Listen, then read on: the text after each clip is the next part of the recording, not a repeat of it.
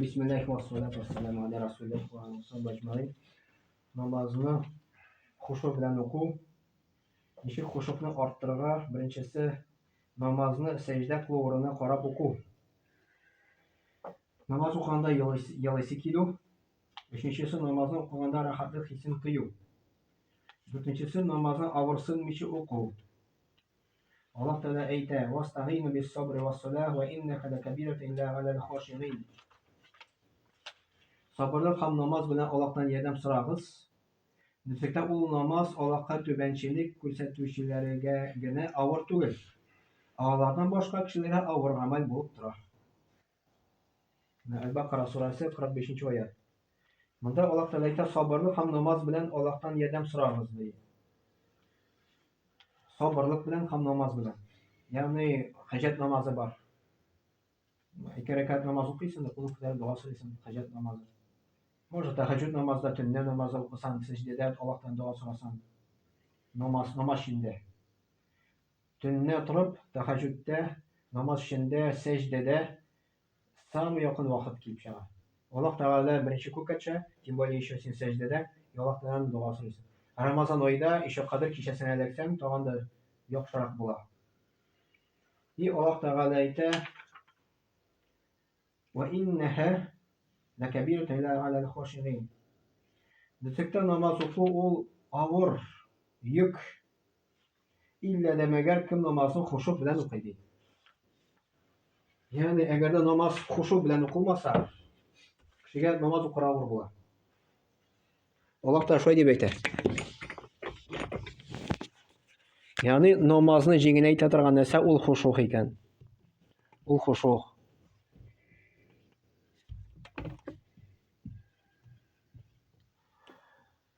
Shuning uchun Alloh taolo aytadi: "Nitlikda namoz endi og'ir amal bo'lib turadi, illa demagar kim namozni xushu bilan o'qiy." Al-Baqara surasi 45-oyat. Bunda osta anlatma beriladi. Agarda kishining yuragida xushu, Allohga tubanchilik ko'rsatuv, onun buyukligidan qo'rquv hissi bo'lmasa, onun uchun namoz og'ir yuk bo'lacak. Xushu ya'ni Allohga tubanchilik ko'rsatuv, onun buyukligidan qo'rquv hissi. To есть Alloh taolaning buyukligidan qo'rquv hissi bilan namoz o'qisak-qina bizga namoz yengil bo'ladi. Alloh o'qimasak, namoz og'ir yuk bo'lacak deb keladi. Shuning uchun hadislarda kelib, Payg'ambar Muhammad sallallohu alayhi vasallam aytdi: "Kishining namoz eng birinchi namozda xushu bitardi. Andara u namozni tashlardi." Kishining namozida birinchi xushu bitadi, andara kishining namozini tashlaydi. Потому что onun uchun og'ir yuk bo'lib turadi. Xushu bitgach. Chunki yuragida xushu hissi bo'lmagan kishi namoz o'qidan ajr savob umid etmaydigan. Buna ajr savob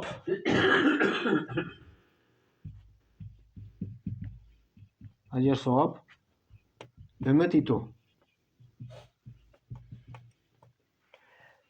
Ya'ni bizim maqsadimiz ajr savobni ko'paytirgan. Bu xushu ko'paydi. Agar kishi ajr savob uchun namozni o'qimay ekan, u turida o'ylamaydi, xushu turida boshqa o'ylamaydi. U bo'lag'ana yeriymi tega fizkulturagana yasab. U namoz ida o'qimay, undag'ana moshtu qirg'aycha. Потому что namozim ishtaligi bor, onun ma'nosi tabiiy. Именно ishtaligi ajr savobni umid etib biz tirishamiz Alloh bilan siylashirga, shtub ilmga kiray Alloh taoladan. Ham shulay qonun o'qimagan uchun jazo oluvdan da qo'rqmaydi. Ne ikkinchisi o'qimasan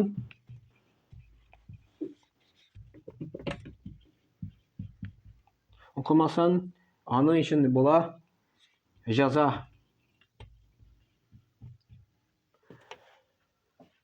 Kishi o'qimasa jazodan qo'rqmaydi.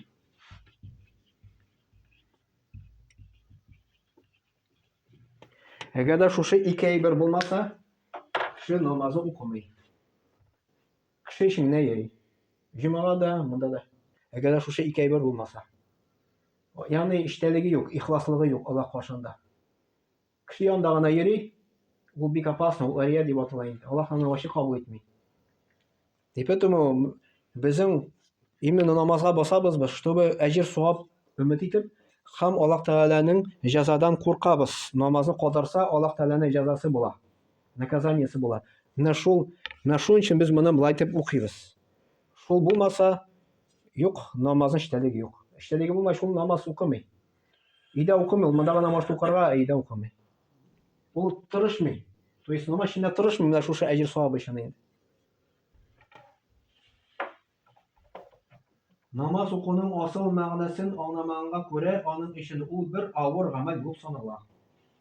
Әгәр дә кеше шушыны аңламаса, намаз аның өчен авыр йөк. Шуның өчен я кайткач ул укымый аны. Шул сәбәпле.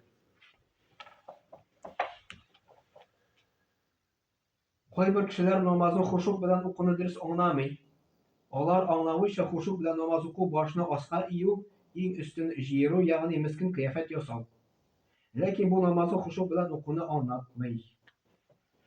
Мәсәлән, булай итеп бүген укыйбыз. Это не означает, что синда хушук бар.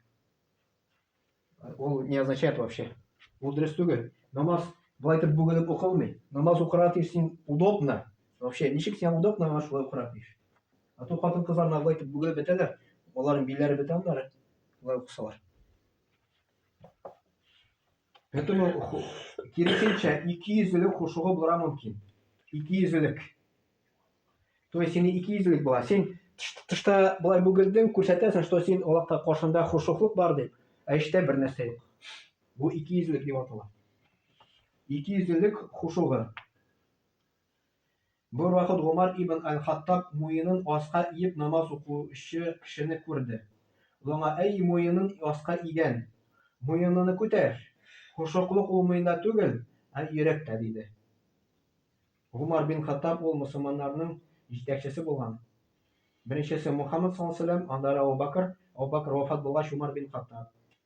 И ул берсене күрде дә, то что бик каты аска булай иелеп укыды инде. Юлыңар мөрәҗәгать итте: "Эй, муенын аска игән, муеныңны күтәр, хушуклы ул муенда түгел, ә йөрәктә", диде. Шулай Фудайл ибн Гыяд та элекке вакытта кешенең йөрәгендә булган хушуклыкка караганда агъзалары белән күбрәк хушуклык күрсәтү начар бер гамәл иде.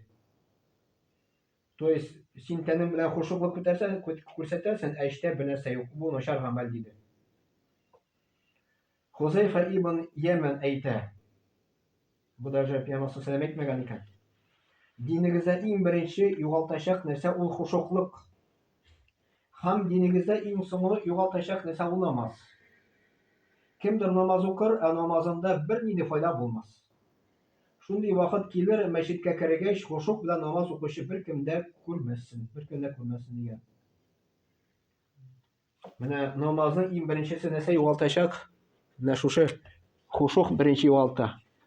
Ул беренче югала. Бу. Андары икенче намаз чыга, намаздан чыга кеше. Потому что намазның асылы эчтәлеге менә бу хушук. Аның асылы беткәч, ул мәгънәсен тапмый кеше. Ничек ул намаз укырга? Если ул әҗер савабны өмет итми, җәзадан курыкмый, моның асылы юк намазның инде. Намазның асылы менә шушы. Әҗер савап өмет итеп Аллаһтан, җәзадан курку. Шул вакытта гына кеше хушук булачак, шул вакытта гына ул намазын укый. Шул вакытта гына ул намазын яратып укый.